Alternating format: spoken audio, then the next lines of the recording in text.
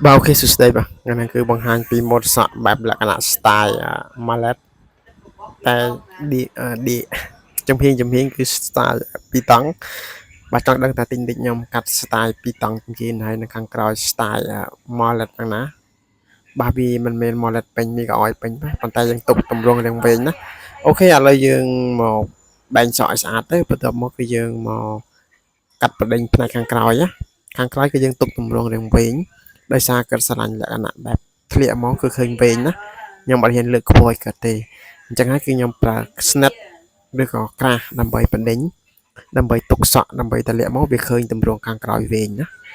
បាទជា style របស់ខ្ញុំទេបាទសម្រាប់ជាជាងដៃថ្មីអាចយកទៅអនុវត្តបានវិធីសាស្ត្រកាត់របស់ខ្ញុំគឺបែបងាយៗសាមញ្ញទេកុំភ្លេចតាមដានដល់ទីបញ្ចប់ទាំងអស់គ្នាណាសម្រាប់ជាងដៃថ្មីណាអូខេបន្ទាប់ពីខ្ញុំកំណត់ខាងក្រោយជាមួយនឹងការប្រើ snap ខ្ញុំនឹងបដិញមួយផ្នែកគីនដើម្បីកំណត់ទម្រង់សក់ឲ្យវាធ្លាក់មកឃើញស្ទាយពីតង់ខាងគីនណាហើយខ្ញុំប្រើពុំឈូសយកតំណងណាបងប្អូនបាទវិធីសាស្ត្របែបងាយៗទេសម្រាប់ចិញ្ចឹមដៃថ្មីមើលឲ្យច្បាស់ជាយល់ព្រោះអ្វីដែលខ្ញុំធ្វើគឺបែបមួយណាឃើញអត់កន្លែងនេះគឺយើងប្រើ snap ផ្អែបមកបាទឃើញហើយយើងកំណត់ទម្រង់សក់ណាអានេះតែយើងកំណត់ຂະຫນາດវាមកបាទឲ្យវាជឿបជាមួយនឹងផ្នែកខាងក្រោយដើម្បីឲ្យវាស៊ីគ្នាណាការងារបន្តគឺខ្ញុំពាក់ពុំលេខ1កន្លះ